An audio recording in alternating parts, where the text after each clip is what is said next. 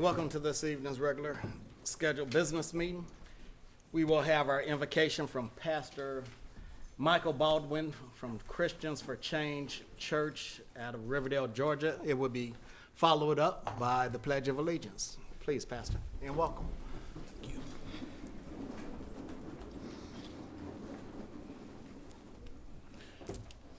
Let us pray. Eternal God, our Father, we thank you for this day. We thank you for this opportunity to come forth. We pray, oh God, now that you will allow your spirit to be invoked today, that you will bring peace, joy, happiness into this meeting, that God, we will handle the things that has been set before us. God, we pray that you keep us in perfect peace that surpasses all understanding. It is now in your name we pray. Amen. Amen. I pledge allegiance to the flag of the United States of America and to the republic for which it stands, one nation, under God, indivisible, with liberty and justice for all.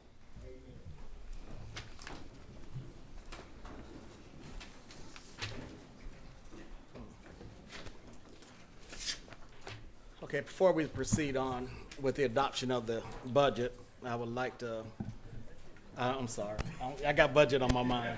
It's your fault, Stacy. Adoption of the agenda, I'd like to make a motion for the following reason, that both of the clerk of the Court of Commissioners and the assistant clerk are not present for today's meeting. I have been advised that our county ordinance requires the clerk or her designee in her absence to be responsible for recording the minutes of the meeting. Courtney has asked, Courtney's our clerk, that Tanya Tucker handle the duties today, and I am asking or putting that in form of a motion to appoint Tanya Tucker as the clerk for today's meeting only. This will allow her to take minutes, execute resolutions, and provide clerk duties for today's meeting. Is there a second to this motion? Second. Any questions? Those in favor, aye. Aye. Opposed? It is unanimous. All right, at this time, I will ask if there's any amendments needed or additions to the budget before I ask for the adoption of the agenda. What did I say, budget? Oh, man. I'm sorry, I've been budget discussions all week long, people. Well, it's only been 2 days, it seems like it's forever. Mr. Reed, there's a couple that we need to have included, but before you get to that, I also want to point out that it was in error that there's a budget amendment 2-28 that was discussed and placed on the budget, but it wasn't on. I got it bad today. That was placed on the agenda during the agenda setting, but it was not placed on the agenda itself. And that is budget amendment 2-28 to recognize revenue received to cover the All Raise National Conference held in California in May of 2024 in the amount of $12,182, and that is recognized revenue.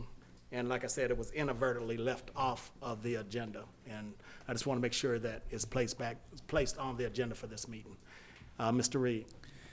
Good evening, Chair, Vice Chair, and Commissioner Hambrick. I have two resolutions. First is Resolution 2024-81, which was, both of these are actually on the dais. This is the authorization to enter into a memorandum of agreement with the Clayton County Soil and Water Conservation District for the county. This was on last regular meeting and tabled to come back at this meeting, and it just was inadvertently left off of the agenda. I'm sorry. Go ahead. Yes, did we make the changes and all that were recommended? Oh, yes. Well, the one thing. So, yes. Okay, was that it for your question before we ask for a motion? All right, this, again, is a emergency item. No, it's just was left off from last time. Yes, but it can be added on. Yes, this should have been a part of this agenda's meeting. It just was inadvertently left off. Just like the budget amendment? Yes. Okay. Is there a motion to approve? To add. Is there a second? Second. Any questions? Those in favor, aye. Aye. Opposed? It's unanimous. The second is an emergency item, which is Resolution 2024-85. This is a request to add. This is resolution of the Board of Commissioners of Clayton County, Georgia, to enter into an intergovernmental agreement with the City of Riverdale for the provision of fire and emergency services, to authorize the chairman to execute the agreement and to perform all acts necessary to accomplish the intent of this resolution, to authorize the chief financial officer to amend the budget where necessary to reflect an appropriate revenue source and expense relating thereto, to provide an effective date of this resolution and for other purposes. And the reason why this is an emergency is that the City of Riverdale recently requested that the county enter into this IGA and to allow for a smooth transition for all those services. The sooner that this can get on, the better, instead of waiting until May. There's certain time limits that are a part of this IGA. Place that in the form of a motion. Is there a second? Second. Any questions? Yeah, I have one. How long do you think it would take for this to be integrated into our fire staff?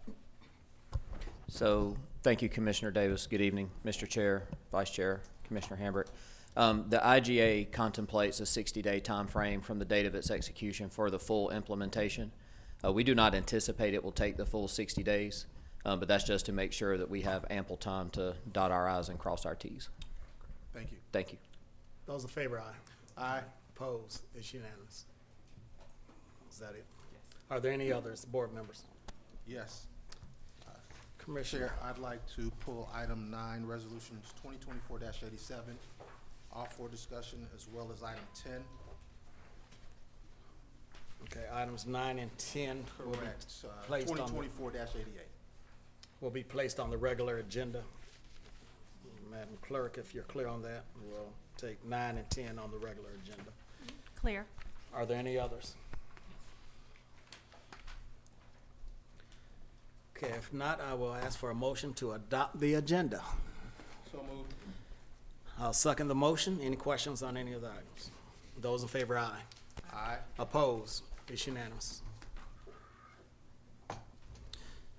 All right, next up we have presentation and proclamations. First proclamation will be the Earth Day 2024, Office of Resilience and Sustainability, presented by Commissioner Hambrick.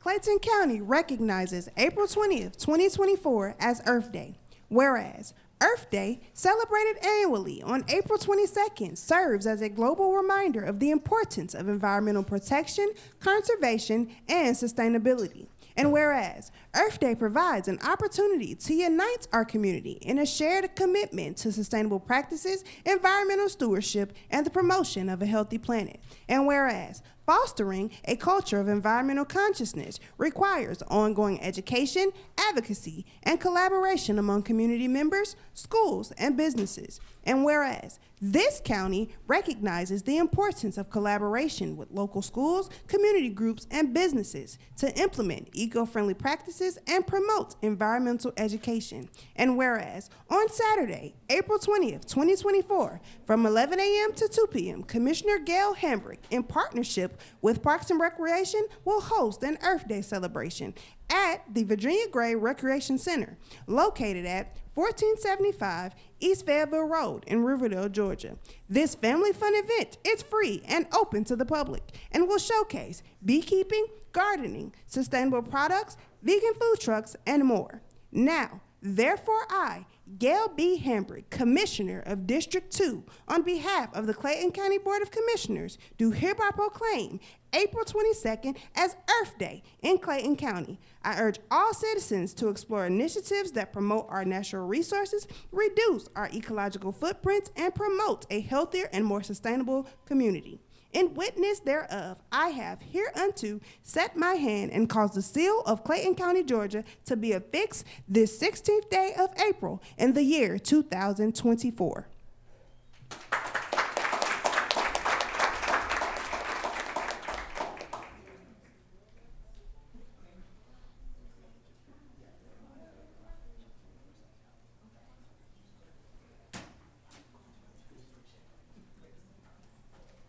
All right, next up, we have a proclamation. The Clayton County Board of Commissioners recognizes Clayton County as a Purple Heart County. And this presentation of this proclamation will declare that Clayton County recognizes and honors all of our Purple Heart veterans in this community. Is there somebody here to receive that?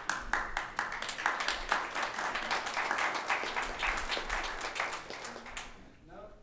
Mr. Baker, you're back. I got some veterans up here. Come on up. You don't have to be Purple Heart. Send me some veterans. Come on. That's right. You are. Come on up here, please. Come on. I didn't get wounded. You're standing in their seat. But we do honor you as well. Being a veteran, okay?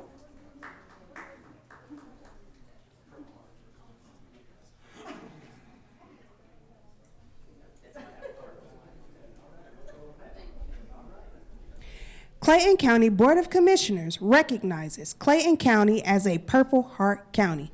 Whereas Clayton County and our communities have a great admiration and the utmost gratitude for all of the men and women who have and are selflessly serving their country and the community in the armed forces. And whereas veterans have paid the high price of freedom by leaving their families and communities and placing themselves in harm's way for the good of all.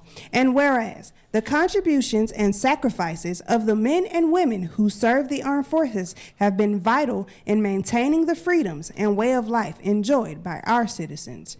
And whereas many men and women in uniform have given their lives while serving in the armed forces. And whereas citizens of our country have received the Purple Heart Medal as a result of being wounded while engaged in combat with an enemy force, construed as a singularly meritorious act of essential service. And whereas Clayton County seeks to remember and recognize veterans who are recipients of the Purple Heart Medal. And whereas I proclaim Clayton County to be a Purple Heart County, honoring the service and sacrifice of our nation's men and women in uniform, wounded or killed by the enemy while serving to protect our freedoms. Now, therefore I, Jeffrey E. Turner, Chairman on behalf of the Clayton County Board of Commissioners, support Clayton County becoming a Purple Heart County in recognition of our community's Purple Heart Medal recipients. In witness thereof, I have hereunto set my hand and caused the seal of Clayton County, Georgia, to be affixed this 16th day of April in the year 2024.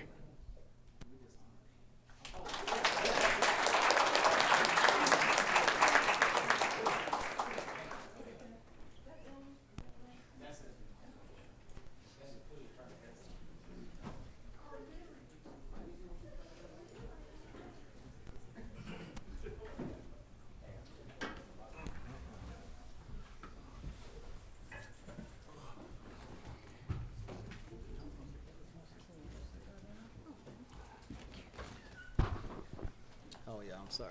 I forgot to put that back. Thank you.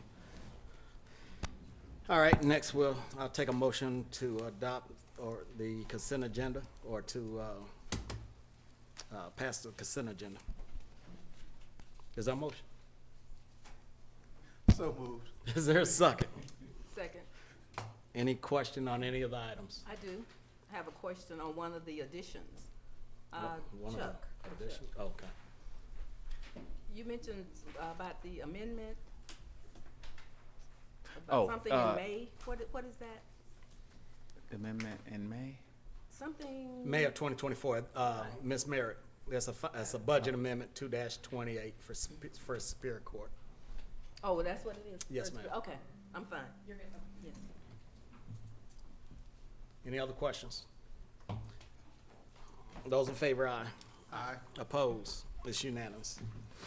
Mr. Reed, please present our first item. All right, item 9 is Resolution 2024-87, which is the resolution authorizing Clayton County to grant a special facilities use request to the Unity Youth Cycling League Incorporated for the purpose of hosting a fundraiser in the Clayton County International Park Field area, to authorize the chairman to perform all acts necessary to accomplish the intent of the resolution, to authorize the chief financial officer to amend the budget to reflect an appropriate revenue source and expenses may be required to provide an effective date of this resolution and for other purposes. Is there a motion? So moved. Is there a second? Second. Any questions? I just have one question. I know within this resolution, it speaks of usage of the splash pad. I just want to get confirmation that, are we delivering services, providing passes, or is this just saying they have the opportunity to pay the normal fee for it? It just wasn't clear within the resolution. Mr. Hodges?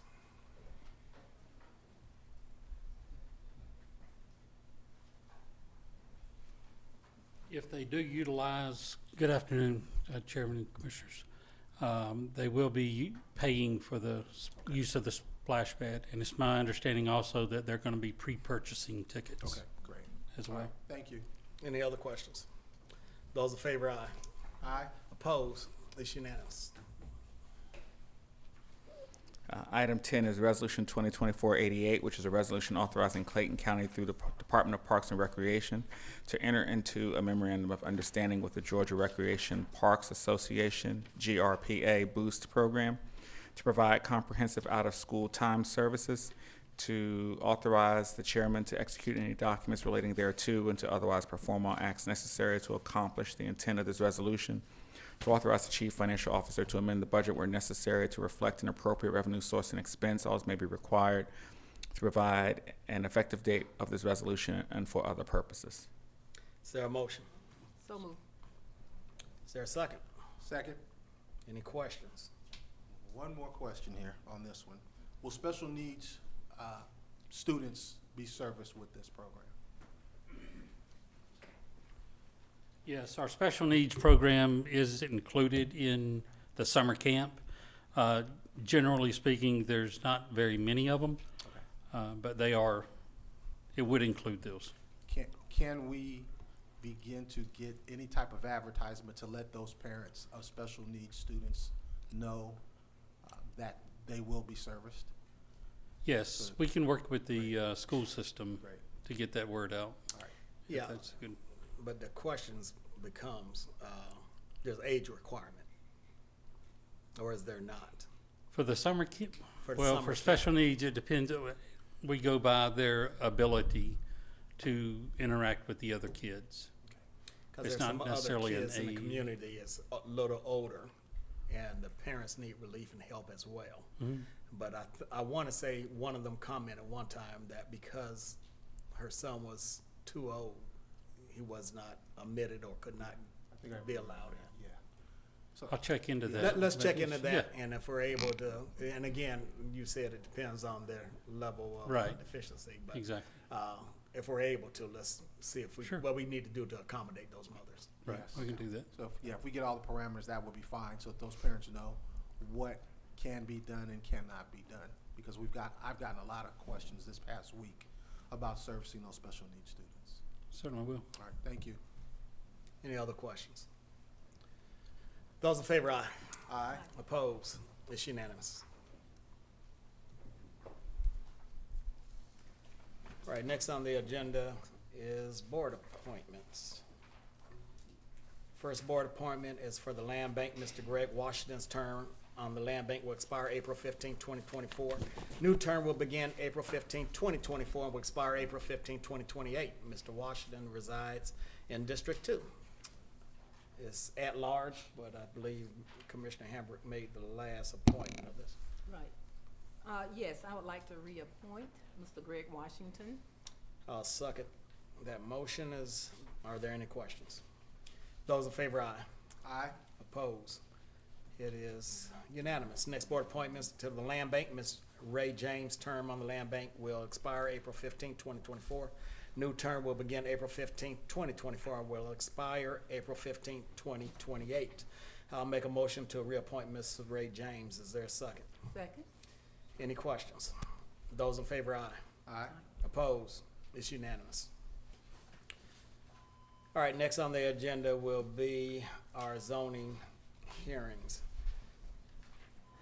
First up is BOC 2310-0362, conditional use permit for the expansion of a place of worship at 8291 Webb Road, Riverdale, Georgia, 30274.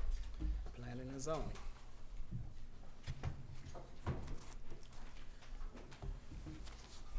Chair. Yes. What? Okay, our next item is a zoning hearing. Citizens may speak for or against an item in this considered by the law to be a zoning decision. Any side has 10 minutes to present their case. In the event there are more than one speaker per side, the speakers must divide their time in order to complete their full presentation in their 10-minute allotment. When the time runs out and the speaker will be expected to cease speaking and leave the podium. Applicants or citizens speaking in favor of shall speak first. Applicants in cases shall have the right to reserve time for a rebuttal. Opponents of the zoning decision item shall have no right of rebuttal. When speaking, please speak clearly, directly into the microphone and begin by stating your name, address, and name of the organization you represent. Please remember abusive, profane, and derogatory language will be not be permitted. All right. Good evening, Chairman and board members. Tyler McSwain, representing planning and zoning staff. I will go ahead and call for the first case, which is item 37, that's BOC 23100362. This is a conditional use request for the property located at 8291 Webb Road. The applicant is Riverdale Foursquare Church, who is requesting a conditional use for a church expansion on the site. Just a little bit of details on the request. Again, this is 5 acres of land. There is already existing religious facility there on site. Staff has provided some graphics, and the applicant is here to give a little bit further details. But this request will include a new church facility that will be located behind the existing structure. The applicant is proposing additional parking spaces that's going to be in the rear of this site, which will be a total of 96 parking spaces in addition to the new facility. The applicant has provided adequate landscaping and details on the proposed development. Again, this request is required to achieve a conditional use before the construction is made on the site. Staff did recommend approval of the applicant's request with some conditions.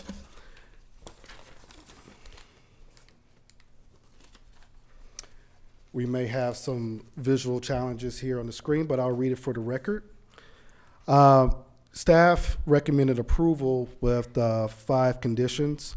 The proposed church shall not exceed 12,611 square feet. There shall be no more than 3 accessory structures on the site.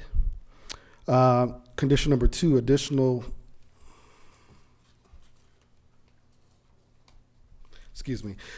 plantings shall be provided along the property lines. That's a correction. Condition number 3, the square footage of the primary and accessory structures shall not exceed 35%. We want to make a small amendment to that condition, noting that this request going before the Board of Zoning Appeals, we know it's part of the code, so we'd like to strike that language. So we want to refine condition number 3 to read that the square footage of all primary and accessory structures shall not exceed 35% of the lot area. Condition number 4, the proposed church shall reflect the renderings supplied and presented as staff dated on March the 8th in 2024, as you all are seeing before you. And lastly, condition number 5, all trash, debris, cars, and tractor trailers must be removed from the lot and remain clear. This was a condition added by the ZAG, and this is regarding the existing storage that's on the site right now. So that is the recommendation from staff, and the Zone Advisory Group recommended approval as well. And I believe the applicant is here if you have any questions. Number 2 again, please. Yes, additional planting shall be provided along the property lines. It says Not plumbing, but it should be planting. That's correct. Is the applicant present? Please come forward, sir.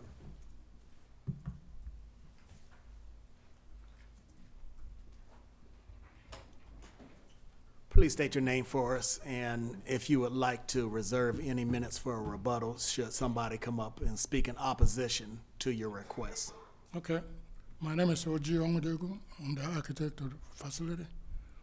And as he has presented, we've been going back and forth, responding. If you could speak into the mic a little bit more, Yeah. kind of. Yeah, we've been going back and forth with the staff, and we were able to address the questions posed on us regarding some variance and revisions to comply with your system. Okay. Anything else you would like to add? Well, the other thing I need to mention is that the request made in the last presentation regarding removing all the existing cars and trailer is in progress. According to the pastor whom I talked with, in 2 days, all that will be gone. You know, so that site will be clear, without any abandoned vehicles. So if I heard you right, you said in 2 days the trailers will be removed. That's what they told me. They confirmed with me. Okay, and you're clear on the rest of the conditions on that, right? Right. And you're in agreement with them? Yes. Okay, sir. I will save you 2 minutes as a rebuttal, should somebody be in opposition, because we're going to have a public hearing. At this time, if anyone would like to speak in favor of the applicant's request, please come forward. Anyone like to speak in favor of? Anybody in opposition to? Anybody opposed? Okay. Is there anything further you would like to say, sir? No. Okay. I just want to thank you and the staff for giving us the opportunity to. All right, you said you are in agreement with five conditions, and the trailers will be gone by the end of the week. Right. Because we will send somebody out there to check, so please make sure that I will happens. check with them, yes. But with the acceptance of the conditions and you agreeing to make sure that trailers are gone, I'm gonna make a motion to approve your request. Is there a second? Second. Any questions? Yes. The rendering we Yeah. see on here, is that the change for the church, or is that behind the church? Now, that is the new church going They're to gonna tear be down. built. The front, the little white one there is the existing church. Oh, okay. So that's gonna still remain? Yeah. Okay. Any other questions? All right, those in favor, aye. Aye. Opposed? It is unanimous. Thank you, sir. Thank you.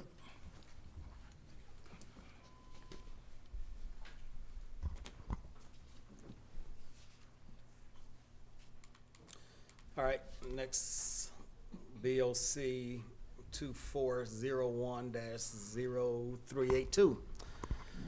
Future land, amend the future land use map category for 6756 Mount Zion Boulevard, Mount Zion, Georgia, Mara, Georgia, 30260, from medium density residential to general commercial. You want to do this? Okay. All right. So thank you, Tyler McSwain. The next three cases are for the same location. The first request is going to be the future land use map amendment. The second would be a rezoning, and the third would be a conditional use request. So what we'll do here is we'll read the first hearing again. So this is BOC 2401-0382. This is the future land use map amendment. For those who are not familiar with this property, it's located next to the skate zone and the Virgil Allen Ford dealership. This request again is to amend the future land use map from medium density residential to general commercial. Again, this will be required for the rezoning petition and is also required for the conditional use. General commercial allows for automotive uses and higher intensity of commercial use along major corridors. So again, this is required and recommended. Staff's recommendation for the future land use amendment was for approval with no conditions. The Zone Advisory Board recommended approval of this request as well. For the sake of presentation, I'll just keep it at the future land use map amendment, but that's recommendation. Okay, thank you. Is the applicant present?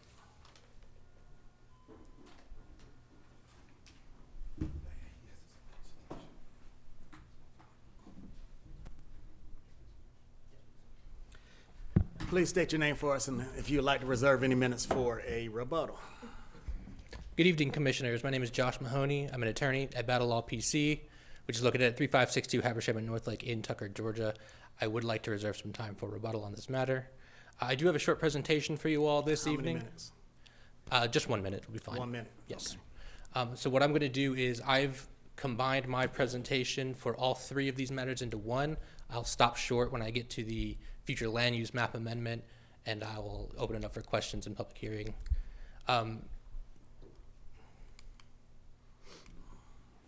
So staff indicated we are seeking 3 applications for this, the first one being the future land use amendment. We are looking to go from medium density residential to general commercial. Looking at the area, and this slide will apply to all of the applications, but looking at the area, this is a heavily commercialized area as it is. Specifically, it is a automobile-oriented area with businesses like AutoZone, Mobile Gas Station, Quick Trip, Pars Car Sales, Caliber Collision, Honda South, Landmark Dodge, and Allen Visual Ford, all in this area. Frankly, everyone is here already buying cars, selling cars, fixing cars, filling up cars. The only thing they're not doing in this section is washing cars. And so what we're looking to do is move into this space, kind of form a symbiotic relationship with the existing automobile-oriented businesses in the area by providing, frankly, what's missing. And to start that, we need to do the future land use amendment. Now, this small square, you see this yellow parcel here, that is the majority of the subject property. The small square that's not outlined in blue is where the car wash is going to go. The part that is outlined in blue has an easement on it, a conservation easement, and that easement prevents any type of development whatsoever forever. So that property outlined in blue will never be developed. But our piece, the small piece that's cut out, it still has this medium density residential future land use on it. Everything else around it in the area has this general commercial, the red. Everything in red is general commercial. All we're trying to do here is make our parcel match what's already there. Bring it into conformity with what's already there so that we can also have a commercial use in this space. And that is really all I have for the future land use amendment. And the next couple, I'll cover the rezoning and the CUP. But for that, I'll take any questions you have. Okay, before we do that, we'll have a public hearing on this. At this time, if there's anyone like to speak in favor of applicant's request, anybody in favor of? Mr. Chairman. Mr. Garber.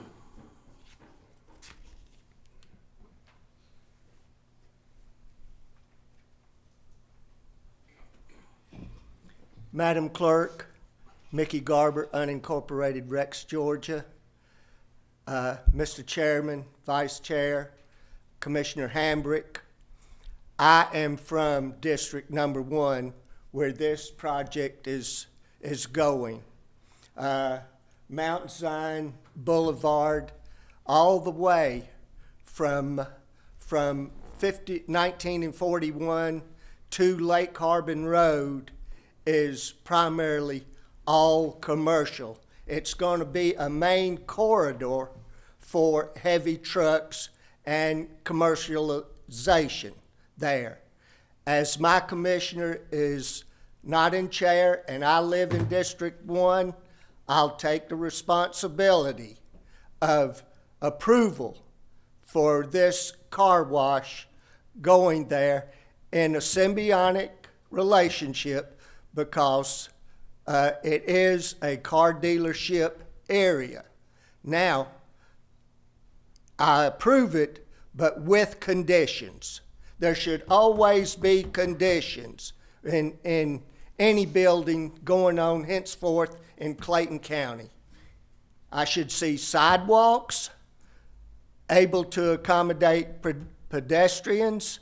I should have trash pickup, because it is a car wash and these people are cleaning out their cars.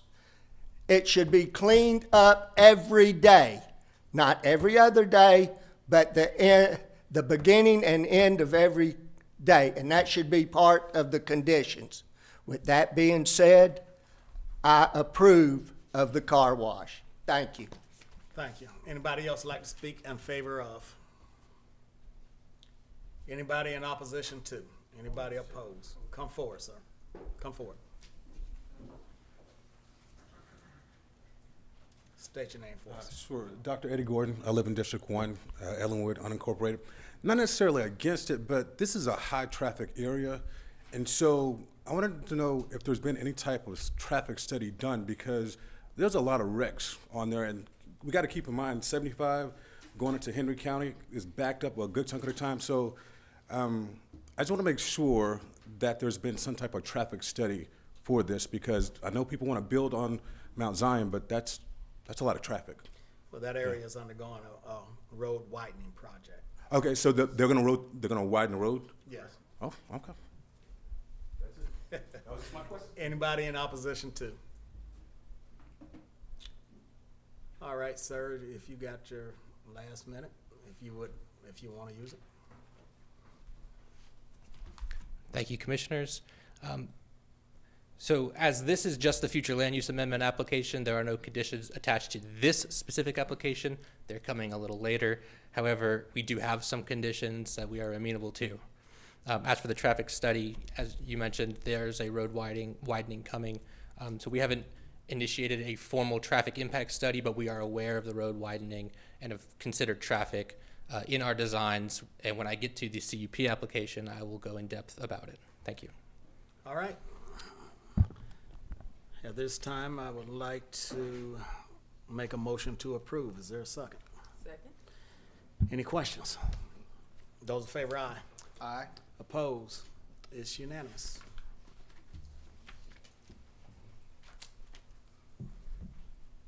Now, we're gonna let you go ahead and say it. Okay, all right, all right. Because Commissioner Hambrick said, let him say it, so I'm gonna let you go ahead and say Okay, it. not a problem. Next case of rezoning, BOC 24010381.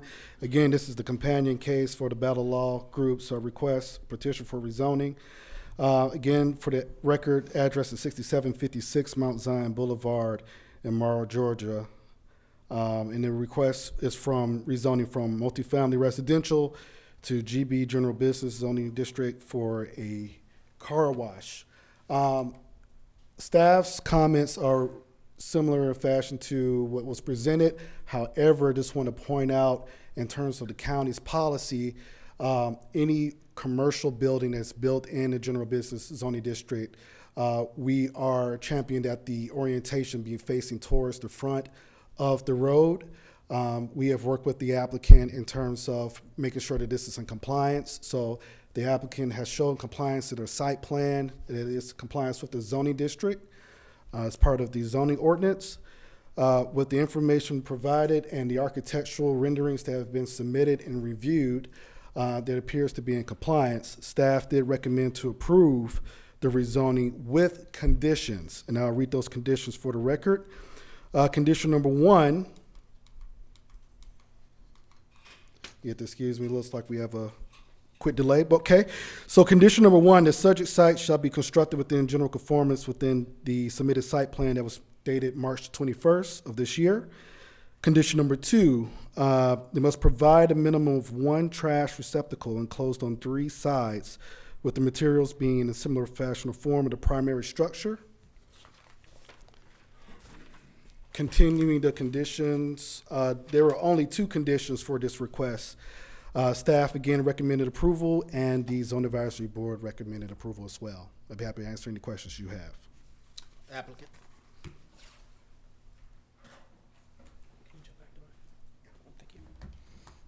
Good evening, Commissioners.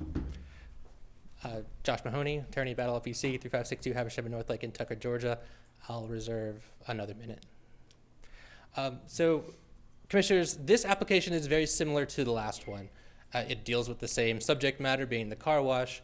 And when we pull up the zoning map, you'll see it follows the trend of the future land use map, where our parcel, for whatever reason, has a residential zoning district, but it's surrounded completely, here it is, by general business zoning districts. So again, everything here you see in brown, just south and east of that red star, will remain undeveloped. It has that conservation easement. The car wash will go in that small corner there.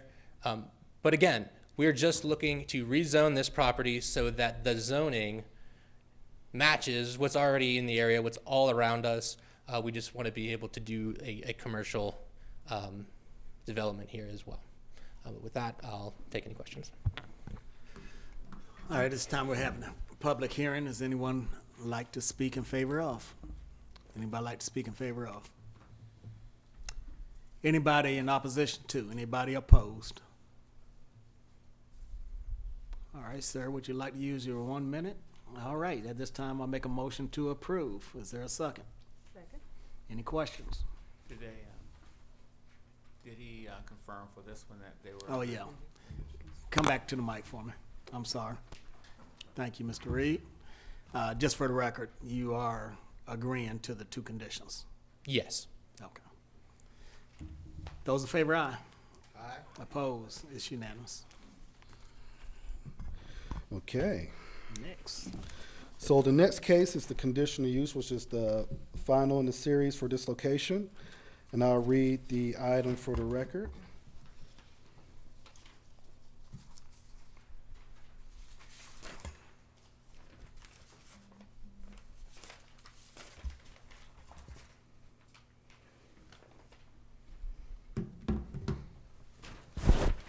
Sorry about that. So the next case is BOC 24010383. That's the conditional use. This is required for the site for the use of a car wash facility within the general business zoning district. Staff's recommendation follows from the last request of rezoning with these same conditions. Staff recommended approval. For the record, the conditions to such a site shall be constructed within general conformance of the submitted site plan dated on March the 21st, 2024. And lastly, the last condition, they must provide a minimum of one trash receptacle enclosed on 3 sides with the materials matching the primary structure. The Zone Advisory Board recommended denial of this request, but approval of the previous 2. Sir, applicant.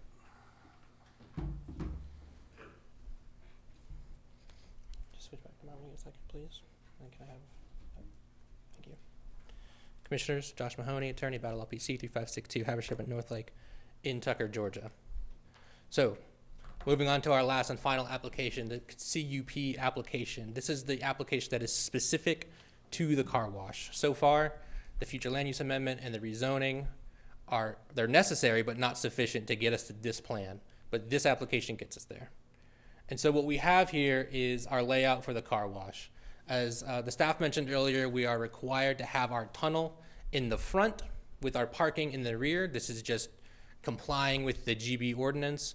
We've done that, and while working with a local buyer and operator, we've got some insight on how to best lay this out. So what we have here is we have our driveway coming off of Mount Zion Boulevard. It splits into 3 lanes where you've got 3 payment kiosks. This is gonna help speed up the line and get cars in off of Mount Zion a lot faster. Then what we have is we've taken advantage of the size of the property by bringing our driveway all the way around back up into the tunnel. And what this creates is a very long queuing area where cars can line up. They can move through those payment kiosks and line way up instead of, again, spilling out onto Mount Zion Boulevard. We have a bailout lane. This is customary in the car wash industry in case folks need to get out of there. And then folks go to the tunnel, get their car washed, turn around. They can use the vacuums, which are hidden partially by the tunnel and also partially by vegetation that we're going to have in front of the tunnel, trees and that sort of thing that will help to screen this use from Mount Zion Boulevard. We're also including some screening on the west side between us and Skate Zone, just to help separate the two uses from each other. You can see the easement area called out again on the south and east side here. Just another reminder, that area will remain wooded forever. So there are some folks who live off of Maddox Road to the east. This large piece of property to the east and south it'll essentially be something like a 150-foot buffer between us and them. That'll always remain. We kind of had a sneak peek at this, so it looks like some of the elevations got cut off there. But this is a sneak peek at the building and its specifications. Oh. And then this is an existing building that local operator that I spoke about earlier. This is one of his locations. Again, it got a little cut off here. But this is essentially what we're looking to do. You can see that we've got a lot of high-end materials here, stone, brick, and this is a successful business, and this is proof of that. That individual, the local buyer owner that we've been working with, is here this evening. If you have any questions for him, he can tell you a little bit about how he runs his business, who he is, so you got to get a sense of who's coming to your community. I have a question. Go ahead, Commissioner. Okay, I'm looking at this one, and then you mentioned the tunnel. So is this a hand wash or machine wash?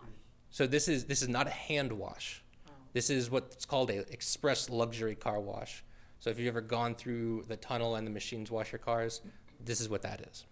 When you're finished with that, you can loop back around and use the vacuums. That's done manually. Thank you. Of course. Proceed. So the planning staff mentioned, here we go, that we got a recommendation of denial at the last public hearing. And we feel that's due in part because there was certain information given out at that meeting that was inaccurate. One individual spoke out against this application, stating or claiming that there is a 3-mile radius rule where no other car wash can locate within 3 miles of a car wash. Clayton County does not have this rule, this law, in its code of ordinances, and I haven't seen any evidence that it exists really anywhere. That is evidenced in part by this map. This is a map of Clayton County. There are a couple car washes in the area. They are not, they're within 3 miles of each other. So that rule is not applying here. But what's also important about this map is that all the car washes you're seeing, of all of these car washes, only one of them is an express luxury car wash. Only one of them is this new style of tunnel car wash. The rest are single bay car washes or hand car washes. And so they're not exactly competing with what it is we're trying to do. The only one that is competing with what we're trying to do, I'll grant, is somewhat nearby. It's about 1.5 miles away. However, we don't see this as a negative. We see this as a positive, because when you introduce two similar uses near each other, you create competition, and the community is who benefits from competition. You see this all the time. In fact, in this area, if we jump back to our area map, you've got Quick Trip and Mobile gas station right down the street from each other. They're selling the same thing, but they're nearby each other because some people have preferences. As for me, I drove by this area today. I went past the mobile gas station right to the QT because that's just what I prefer. You might have preferences of your own. And so what we're trying to do is introduce an alternative in this area and be near the other automobile-oriented businesses, which is why tonight I'm asking that you approve this application subject to the conditions staff recommended. Thank you. Okay, thank you. All right, this is a public hearing. Anyone would like to speak in favor of applicant's request? Anybody in favor? Anybody in opposition to? All right, I will make a motion to approve. Is there a second? Second. I have a question for you, sir. Yes, Commissioner. Going back to Mr. Garber's question, making sure that this facility is always clean. from my understanding, you will have employees on site, correct? Yes, sir. And how many employees do you expect this location to employ? I think it's somewhere in the range of 18 to 20 employees. Are there any other questions? Yes, I do. That easement that you spoke about in the rear Yes, sir. of this acreage, will this be a fenced, will it be fenced from that easement? So I don't think we have that specifically laid out. That might be something that we could do. A fence? Sir, you need to come forward if you're gonna speak. And let me say this, it's heavily wooded area. Yes, it is. And it's, correct me if it's in a floodplain as well, or not. A portion of the property in the rear is in a floodplain. You can see here, so the property that we're going to develop on is kind of underneath that yellow star. Everything east to Maddox Road and south, I mean, down off to where Allen Vilchel Ford kind of draws that line, all of that will remain. So while we're not planning for a fence at this time, there also won't be anything back there besides woods. But this is Mr. Milner. He is the local owner-operator that I mentioned, and he can tell you a little bit about his business and whether or not we can do a fence. Good evening, Commissioners, Chair. Ronnie Milner, owner of Super Such Car Wash. Address is 1716 Panorama Drive, Locust Grove. I've actually been owning and operating car wash for about 25 years now. This would be actually the 7th car wash that we have actually opened up. Had 2 in McDonough, 1 in Stockbridge, 1 out in Conyers, Tucker, 1 off Panola Road. Looking at the conservation on this property right here, we actually was not planning on doing a fence unless you guys require me to do one. Because the nearest rooftop is a half a mile away from the piece of property, and I just can't see anyone cutting through the woods serving any purpose coming to the car wash. We do have 20 LED lights. 10 of them is double faced it, and we have 10 singles. So the piece of property is heavy lighted at night. Along with that, as he stated, we have a staff of 20 employees. We basically run with 2 shift managers, 1 assistant manager, general manager, and then I have a district manager that's present here also. We run with 7 to 8 employees a day. If we can pull back up the area site plan there. We keep right there at the pay kiosks. From the time we open, the hours of operation is from 8 to 8, Sunday from 7:30 to 7:30. Super Such Car Wash is a car wash of choice. And it's a car wash of choice because of the service we provide. Me and my wife and my other partner here, we local operators. When I work my business, I'm out there with the guys. I'm out there to not only make the quality of my life better, but I'm out there to actually teach and train them to be better personnel, to be a better young man, to be a better young lady. And along with that is responsibility and accountability. If you work for me, you're going to be responsible and you're going to be held accountable. Whether it's here at Super Such Car Wash, you decide to go and work for someone else. I want you to be a much better person when you leave here than the way you came. And sometimes hiring employees in at $12 an hour, you don't get the best of the crop. But me and my wife and my other partner here, we give everybody a chance and an opportunity. We get out there, we work side by side with them. We only a phone call away. I'm out there setting an example of what it takes. I'm showing motivation, urgency, dedication. I'm out there with the guys. So if you ever come to my facility off Panola Road, it's the only one that I have now. I sold all the other ones. I am planning on keeping the one that I have and the one that if we have the opportunity to move forward, that one there. But if you ever come there, you're going to come to me and say, hey, man, you need to tell your boss to give you a raise. Because I'm right there.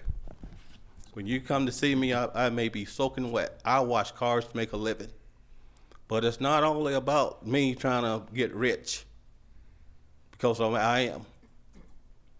I'm here to help people that work for me. It's not about lining my own pocket up. I'm here to help my employees to have a better quality of life. I do have 2 more questions. Well, let me just comment on what he's just said. He said all that to say in our conversations previously, he's a second chance employer. So some of these young people who are finding it hard to find a job, he will employ them and give them an opportunity to pull themselves up and to make some money. So I applaud you for that, Commissioner Davis. You stated that the $12 an hour, is that your starting? Yeah, rate for yes, those? sir. Okay, great. Yes, sir. And on that, and the other one, as far as water, are you doing recycled water? We do have a pure, clean, recycle water system that we do recycle about 35 to 40% of the water. Okay. And I just want to get clarification, because this is not the first time this radius rule has come up. And I just want to get some clarification on that from staff, if we could.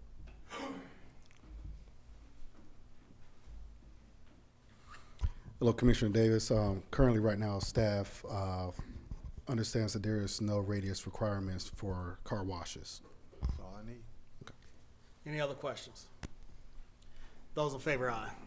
Aye. Opposed? It's unanimous. Thank you, sir. Commissioners.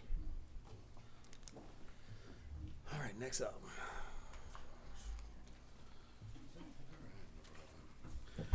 Okay. Okay. Next case is BOC 24010386. This is a future land use map amendment by the applicant Westchester Ventures LLC, who is requesting a future land use map amendment to change the category for property located at 7220 South Lake Parkway in Morrow, Georgia. The request is to amend the future land use map amendment from low-density residential to mixed use for a senior housing development with the commercial retail footprint. Again, the property is 6 acres, 6.17 acres, and the property again is located on South Lake Parkway, not too far from here. And the area currently right now is a corridor that has some residential and a mixture of some industrial further up north, also with some apartments. Staff's recommendation, staff's recommendation for the future land use map amendment was for approval with no conditions, given it's a future land use map amendment. The Zone Advisory Board group voted to approve this request as well. And again, this is companion to the next request, which was the rezoning, and I'll be happy to answer any questions you have for me. All right, is the applicant present? Please come forward.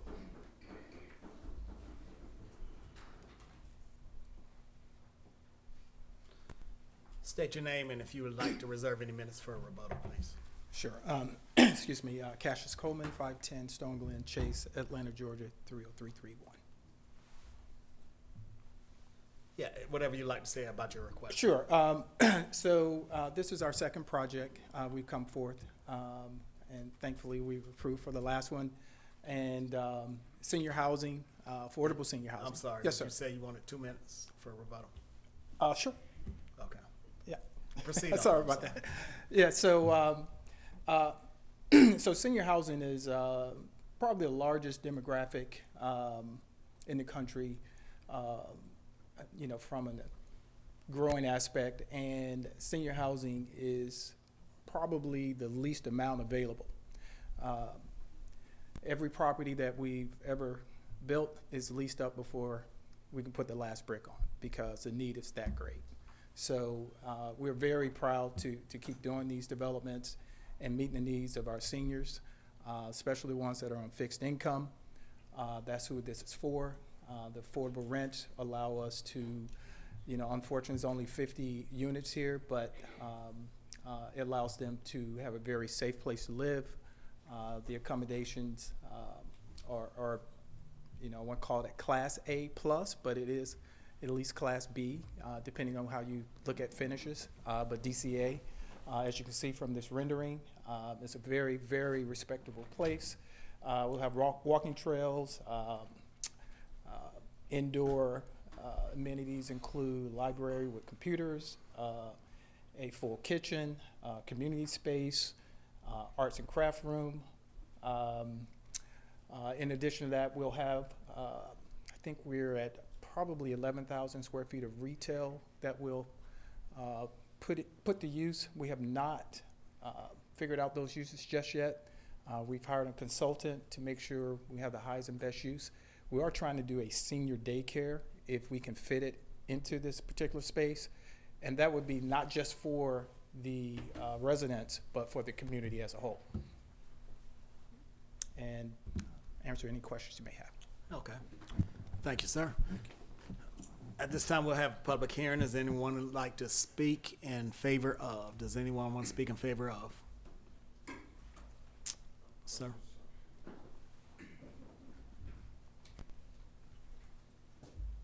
Eddie Gordon, Ellenwood Unincorporated.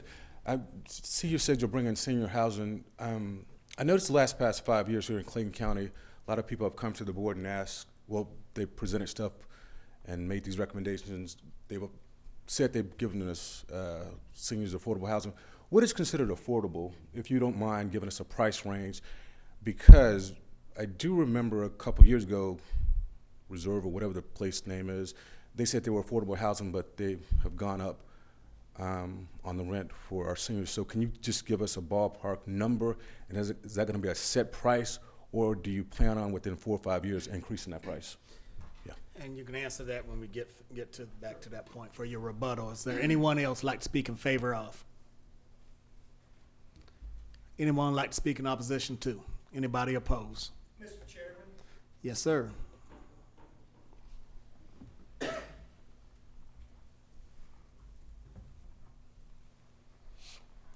Madam Clerk, Mickey Garber, unincorporated Rex, Georgia. My concern here with the seniors is safety, and I want my seniors to have a gated community. Given the climate and crime in all areas of the country, the seniors are the seniors and the very young are the most vulnerable. And I would say a denial to this project unless we get it gated and officers guarding the gate. Thank you. Anyone else like to speak in opposition to?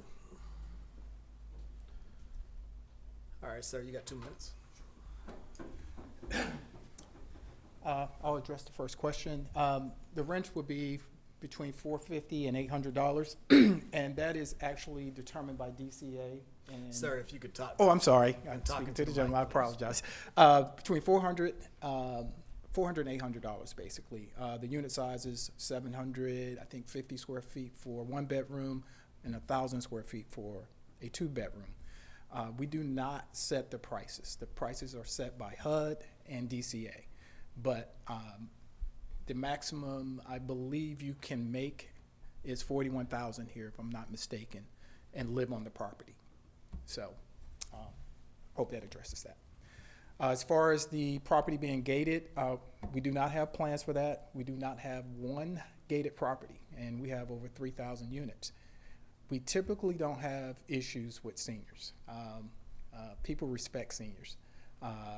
It is controlled access with key fobs, but it is an affordable property. The margins are extremely thin, so we cannot put officers, on the property either. So, hope that's understood. All right. Commissioner Davis. I do have a couple of questions. Yes, sir. Seniors, is this 55, 62, 65? 55 and over, sir. This is going to be 55? Yes, sir. Okay. And my big concern is the retail types. We've gone and begun to reclassify this as general business. Everything is within general business, but we do have some conditional use permits. I'd like to get a little bit better understanding of what type of retailings will be allowed in there, and will these even become before community development before they are signed up on or just put in? So, being that this is a senior property, would be very sensitive to the folks that are living there. That's first and foremost. We're going to try to get uses that at least serve part of the residents there, but the community as a whole. As I said, we've hired a commercial consultant. It's not what we do, to be quite frank, but clearly there will be no sinful uses, that's for sure. There'll be no alcohol, there'll be no,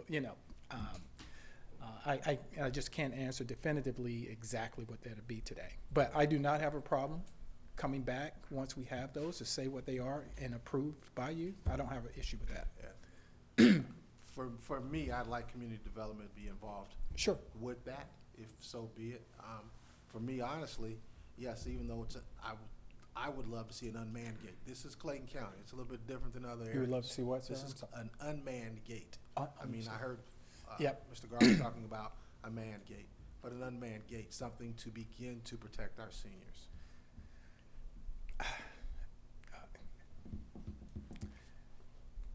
So I'm going to go a little step further. We got time. Everything is We got based on time. cost. We'll wait. Unfortunately, cost really is the biggest issue. It's not putting the gates up. It's the maintenance of them. And when you have 50 units and not a huge community to kind of cover that cost, you get into some operational issues. Unfortunately, everything is front-loaded with affordable housing for the operators. Your margins are so thin, you're not making a dime, to be quite frank. I can look into that, but I know we've looked at this before, and the biggest issue is maintenance on gates, not the cost to put them up. It's maintaining them, because they tend to break down a lot. Yes, I know. Is there any stipulation that we can put on to where if there are any issues from the policing aspect of this community, that we can mandate a gate? I'm just curious, can we do that? For purposes of this decision, you're only looking at your future land use change. Mm-hmm. And Oh, so okay, you're I'm sorry. going from whether Next it's one. appropriate to change your future land use map from low density residential to mixed use. And then when you get to the next item for rezoning to mixed use residential, there may be some other conditions you can add on there. Great. So we will revisit this. Okay, no problem. Thank you. I have a question, Yes, since you all ma'am. are talking about gates. What about any fencing?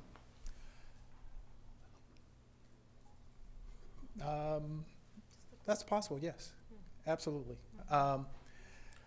Once again, it's not cost, it's maintenance, and fences typically not a whole lot of maintenance. It's just the opening, closing of gates and those things just break down. And my daughter lived in one, and you're right, it stayed It- down. it's more than ridiculous. it They does. they're broken, and it takes forever to get them fixed, or sometimes it's so costly you don't fix them. And now you got And that's what they- an ungated community again. So that's been our biggest issue, and that's why we kind of stay away from them, just from the history that we know about them. But I was just thinking maybe some fencing. would- Yes, yeah, and within this property, we'll have walking trails, so, and seniors, yeah, walking, I see how that, makes sense. So fencing is definitely not an issue, Okay, great. definitely not an issue. Any other questions? Commission? Well, you haven't made your motion yet, I don't think. No, we have not. Go ahead. I move that we approved, I can go back and find the right one this time. Is it BOC 2401-0386? Second? There's no conditions on that. Yeah, I know. Did I not? I didn't say budget. I didn't hear you say you want to make a motion to approve, but I'm sorry. I don't know, I might thought you were denying it, I don't know. No, I did say, didn't I say approve? I thought you did. Thank you. Yeah, you I will would. restate, I would like to make a motion to approve BOC 01-0386. Is there a second? Second. Any other questions? Those in favor, aye. Aye. Opposed? It's unanimous. Thank you. Okay. All right. Okay, lastly, we have the next petition, which is the companion case, rezoning case BOC 24010385, which is a rezoning request again by the Westchester Ventures LLC to rezone the subject property located at 7220 South Lake Parkway in Morrow, Georgia. The request is to rezone the property from Urban Village to MXR, that's mixed-use residential for a senior housing with commercial and retail development. Staff did review over the overall scheme of the area, and we understand there's different housing densities in the area, and we also understand the benefits of adding housing opportunities for our senior populace. With that information reviewed and understanding of information, staff did recommend approval of this request with 8 conditions, and I'll read them for the record. And also I want to note before we conclude with the conditions that we do have an amended condition number 2 that addresses the uses. And I will read the original condition and then address that condition at the end. Okay? Condition number 1, a maximum of 50 units will be allowed on the site for senior housing. Condition number 2, the commercial retail shall be limited to the permitted uses allowed within the office, institutional, and general business zoning district. The maximum building area of the retail shall be limited to 5,500 square feet. Condition number 3, the senior housing facility shall not exceed 3 stories in height. Architectural presentation shall be reflective of the submitted renderings as presented at the community information meeting on March the 20th, 2024.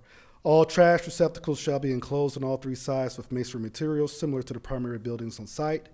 Condition number 5, must provide a minimum of 2 electric car charging stations on site. Condition number 6, the site shall include a walking trail that surrounds the senior living facility. Walking trail materials must be made of recyclable materials, crushed stone, or other acceptable materials approved by the Community Development Department prior to the issuance of a land service permit. Condition number 7, must provide a 8-foot wide sidewalk to be provided along the property frontage. Internal sidewalks and accessible pedestrian crosswalks shall be properly striped. Condition number 8, commercial buildings and senior housing facility must be constructed within 1 year of the issuance of a land disturbance permit. Those conclude the original conditions, and we are prepared here to present an amendment to condition number 2 that restricts the use. Again, for clarification, this zoning district combines both the general business and office institutional zoning districts together. But what we are proposing is that the second condition read that the maximum building footprint for the commercial shall not exceed 5,500 square feet, and that the following uses be restricted, which include automotive, rental, repair, and sales, taxi services, hair salon and barbershops, coin-operated laundry, dry cleaner, exterminator and pest control services, and discount stores. All the rest of the uses that are in the O&I are dedicated for medical uses and our office for professionals uses as well. I'll be happy to answer any questions you have. I do. Yes. Okay. 2 things.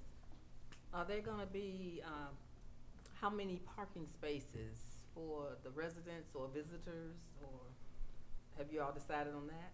Okay. And the other is, since you can't have well, you mentioned something about not having, I think, laundry or something. Will the apartments have washers and dryers? I'll have to defer to the applicant and see if they have a designated area for laundry or if they're suited per each unit. But if you allow me, I'll allow him to come up. Okay, he shook his head saying yes for the record. Okay, those are 2 things. Okay. All right. The only other question I have is for fencing. The other apartments up and down that corridor do have fencings on the perimeter on that same side of the street. So that's the only thing we need to get, we can deal with. We've got that for the retail portion of it, which which I'm clean with. And the only other thing is we definitely have to have the fencing surrounding that property in the back. Let's get the applicant back up.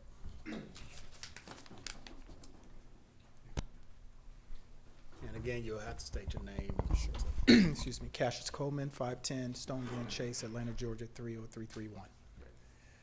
So fencing around the perimeter. Sure, yes, Great. yes. So that'd be. You want to save another minute for rebuttal? We'll give you a minute for rebuttal. Okay. Go ahead. And that would be another added condition, so that take the conditions to 9, correct? And the only other question I have is for protection of these seniors. What happens if this property is sold? Does it go to market rate? What happens? So, Because I'm Sure. looking at, that's a displacement. well, of here's the, 50 residents. for 15 years, we can't do anything. That's first and foremost. DCA compliance, we have to hold it for 15 years and then another 2 years for them to find a replacement if we want to turn it into a market rate.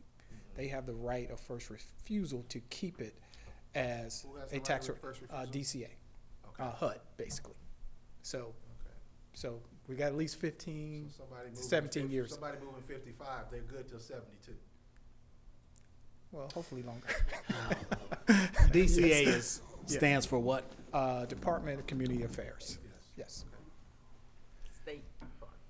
yes. Anything else you'd like to say?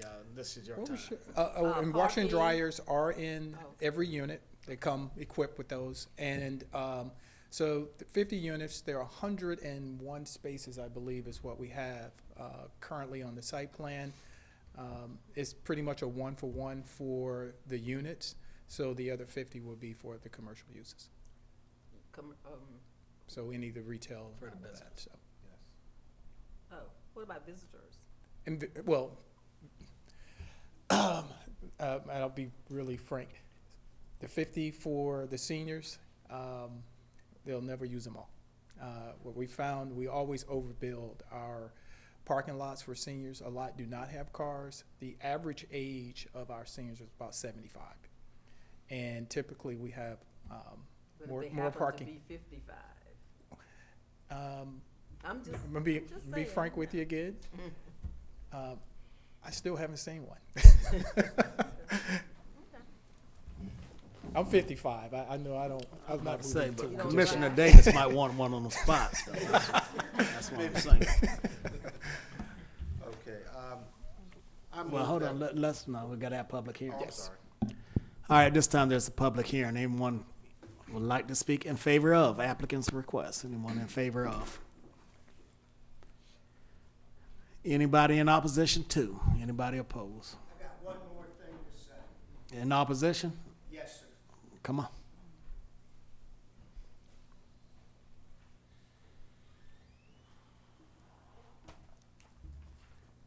Madam Clerk, Mickey Garber, unincorporated, Rex, Georgia. Mr. Chairman, Commissioners, a question you should ask yourself or ask the gentleman, Westchester Ventures, where are they located? And the reason I'm making that statement here is because these seniors that live in this senior community are on pensions. They're getting government money or living on their hard-earned retirement money. Now, when they're paying rent, where is that money going? Is it staying in the county or is it leaving the county? That's all I got to say about that. Thank you. All right. So you got a minute rebuttal if you have anything further to add. So I live in Atlanta, so and Westchester Ventures is basically there's really no domicile for it because we don't have an office. We work independently in our own homes, to be quite frank.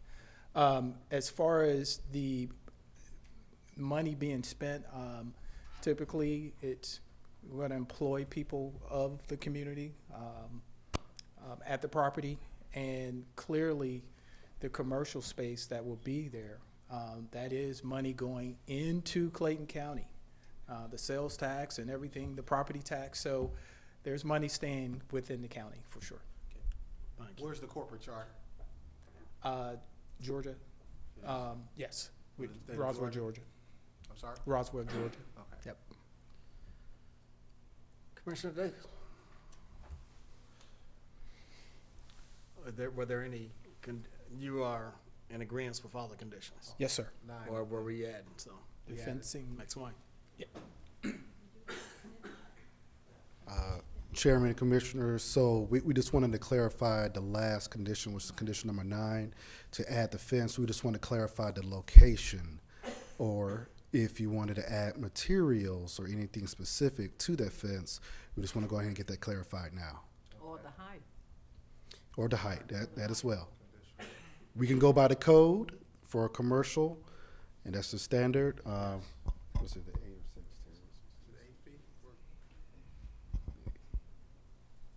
We'll verify that, but if you want to put specifics on it, we'll go code. Okay. Well, we need to verify because we need him to agree to it. Okay.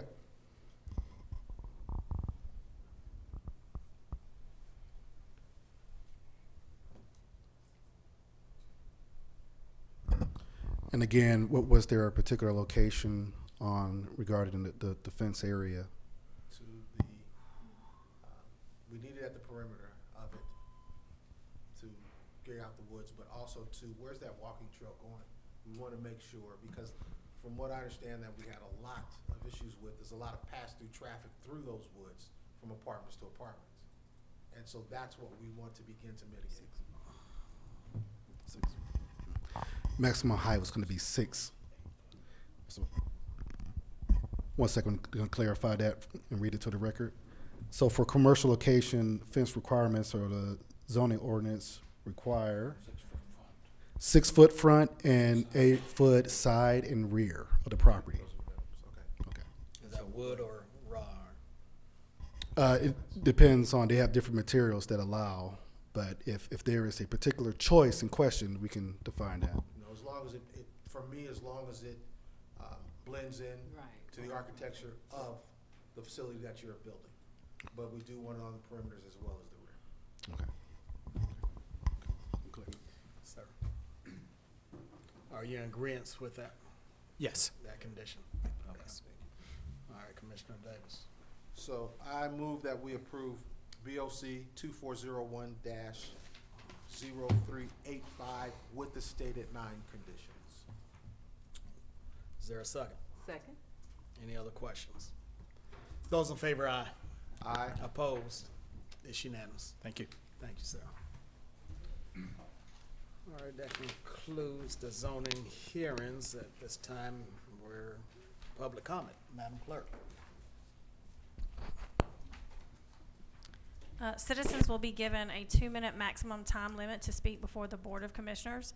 Please note that all public comments must be limited to matters on the agenda or over matters which the government body has jurisdiction. Speakers must maintain a decorous demeanor and refrain from personal attacks upon board members, shouting and using obscene language. Please state your name and county of residency for the record. Speak clearly into the microphone. Speakers should be courteous and respectful and not make any disparaging remarks using abusive language when addressing the board. Dr. Eddie Gordon.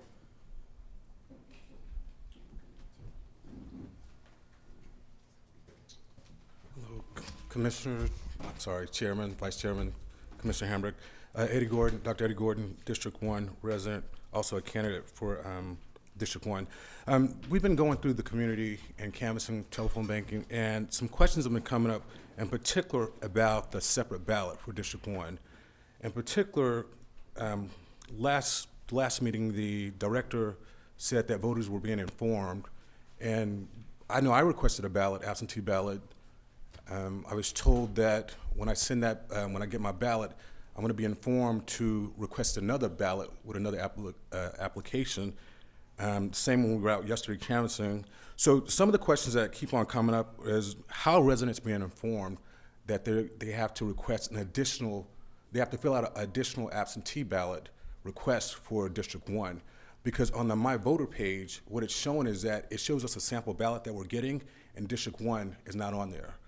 So Mr. Scott Brown sent me an email and said that he assured me that they're going to somehow, some way let voters know, but it's not on the webpage. Nobody's received the email, so we just want to know how voters are actually being informed. Another question came up is, for example, on there's the Democrat, Republican, and nonpartisan. So if you put it in the system, again, it doesn't show up District 1. The ballot does not show up. And so the question is, when we actually go into the polls on the 29th, 28th, whenever it starts, will we get a District 1 ballot? Will they let us know as we enter into the building? Or how are they going to let us know that? That's a primary question. Another question is, there are 10 early voting precincts. And so let's say someone in District 1 wanted to vote in District 3 because they work in that area. Will all polling places have 2 separate voting machines, or is it only District 1? So can somebody in District 1 vote in District 3, or they have to vote early in District 1? Because District 1 is the one with the special election, so. And your time is up, sir, but you had fast. some very good questions. A lot of those questions, you definitely need to talk to the elections director, Shauna Dozier, but the special election is only in District 1. You cannot go to another district. You go to another district or another precinct that's outside of your precinct, you will be turned away by that poll worker. They'll let you know you're in the wrong voting district. Can I submit these questions to them for the record? Yes, and also, hold on. Early voting is not like that. Exactly. Oh, You can you, vote well, I'm talking, anywhere. They have were you talking about early voting voting? Yes. Early Okay, voting, yes. thank you for correcting that. Yes, early voting, yes, So will you are the other correct. 10 locations have 2 machines? Because remember, with District 1, you have to have a separate machine. Absolutely, and that's an excellent question. I have not even thought about that myself because it is a special election. So that's an excellent question. But if you can give me a copy of that, take a picture or something. Can I send you an email? That's fine. Thank you. And definitely get with the director. And if you have problems making contact with her, then let me know, and I'll definitely make sure I connect too. Paulette Willis. I forgot all about this.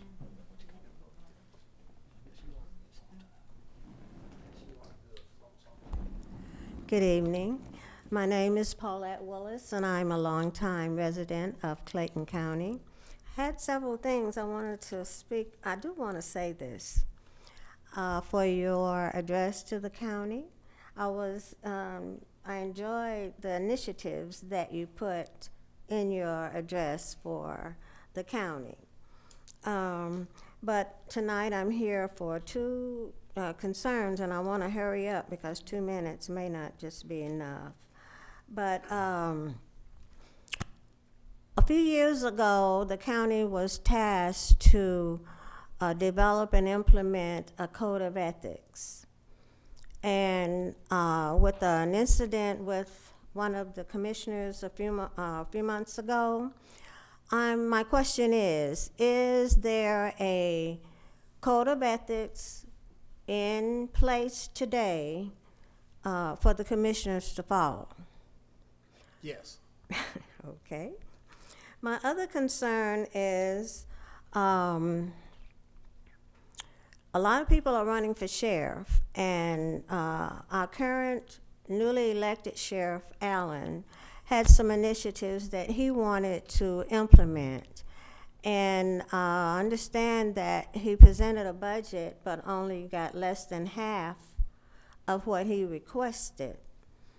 Now, he cannot do these initiatives. He wants to rid the county of gangs and crime. He wants to fix the jail that many taxpayers have complained about for long before he got here. He wants to rid our county of the trash and garbage and litter that's on our streets. So my question to you is, in your address, you said that the county finances were stable and that... I'm sorry, but your time is up, ma'am. But just to address a little of that, we have given the Sheriff's Department additional funding to fix the jail, because that's on us. The brick and mortar is on the Board of Commissioners, so we are addressing those issues. And we are also have given him extra money in his budget to address some of those other issues. Thank you. All right. Harriet Haustein. I'm Harriet Halstein from Clark County. Good evening, Chairman Turner, Commissioners Hambrick and Davis. I'm here tonight because of the needless euthanization of 2 innocent dogs last Friday at Clayton County Animal Control. The rescues who arrived to pick up fully funded Zeus and Buck were told that they had already been euthanized. It's heartbreaking to think that these 2 dogs will have primarily known fear and confusion in their shortened life. This painful ending highlights the lack of transparency and poor cooperation that exists at CCAC. I question how much Captain Turnipseed and the CCAC staff really value the lives of the dogs in their charge. However, I do know that every week dedicated advocates spend endless hours raising funds and miraculously coordinate rescues to save all dogs in the weekly urgent list. Overextended rescues and fosters scramble to save dogs before deadline. Members of a social media group donate hard-earned money to promote funds for the rescues to vet these dogs.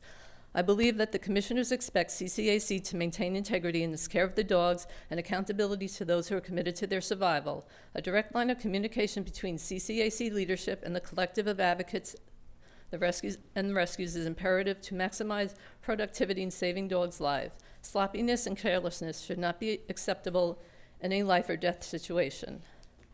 I submit a wish list to commissioners. Number 1, commissioners initiate policies within Clayton County Animal Control that facilitate communication and cooperation between CCAC and the collaboration of dog rescue coordinators. Number 2, establish protocol in which fully funded dogs receive reasonable leniency with hard euthanasia deadlines. And number 3, Clayton Chamber of Commerce approaches corporate businesses about sponsoring urgent Clayton County dogs. It would be wonderful if Clayton Animal Control truly embraced the established core values of this county: accountability, transparency, collaboration, integrity, and communication. Thank you for your consideration and time. And I also have like some. If you leave it wish list. with one of the officer, if you have something to give us, he'll make sure we get it. Thank you, ma'am. Chris Gallagher.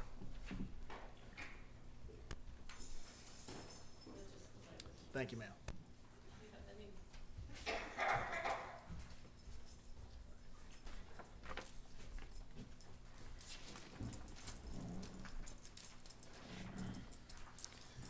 Was there something else, ma'am? Thank you. Good evening, Chairman, Commissioners. Chris Gallagher, Clayton County there. I said something that's really disturbing to me that the state of Georgia, the federal government, and Clayton County should address there. I saw where an elderly couple there up in DeKalb County had their home, fraudulently taken from them. And when the gentleman said, "I'm not leaving my house, this is my house," where they incarcerated him there.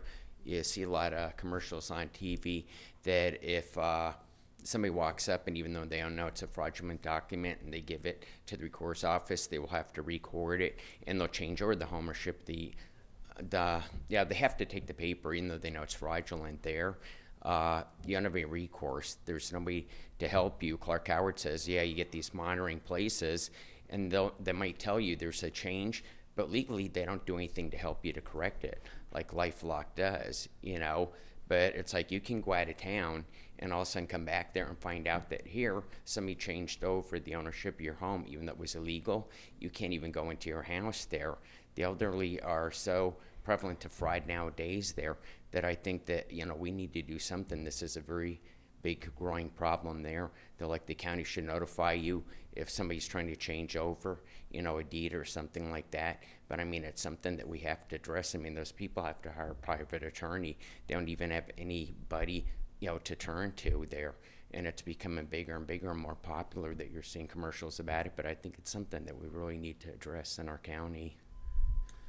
Absolutely. Isn't ACCG working on something, or didn't the state pass something along those lines to protect the homeowners? Not that I know of. That might just been SWAT. There was some discussion on it with identity theft. Yeah, I know they were working on something with squatters, but I didn't hear anything about, as far as your mortgage about squatters. I heard they were working on that. They did something with squatters. Right. Yeah. Okay, I thank you. Thank you, sir. Tanya Funny, Jean Funny.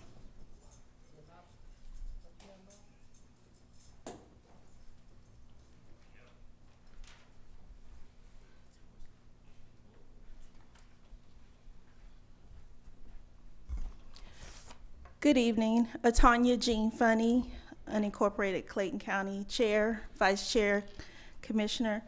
It is being reported that the Dollar Tree Family Dollar Company may be closing some of their stores. And the reason I'm bringing that to our attention, one, we have a lot of them in Clayton County.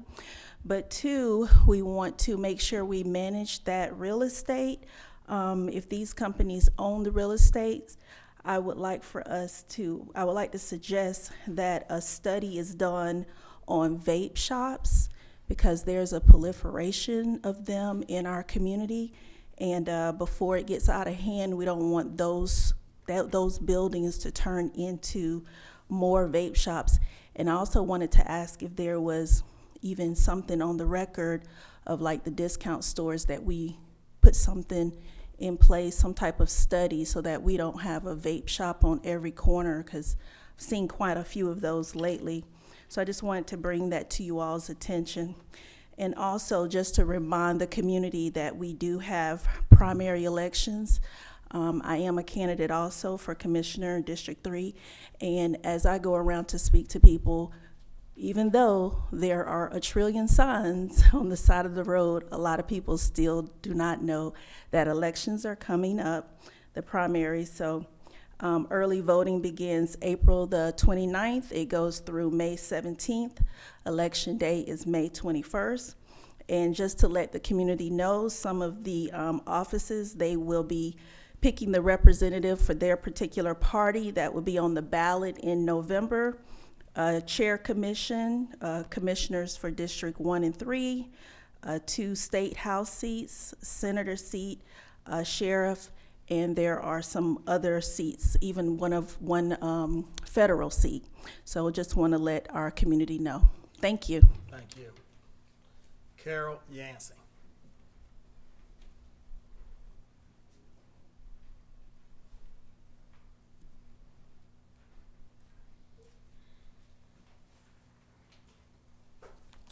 Carol Yancey, Rich, Georgia.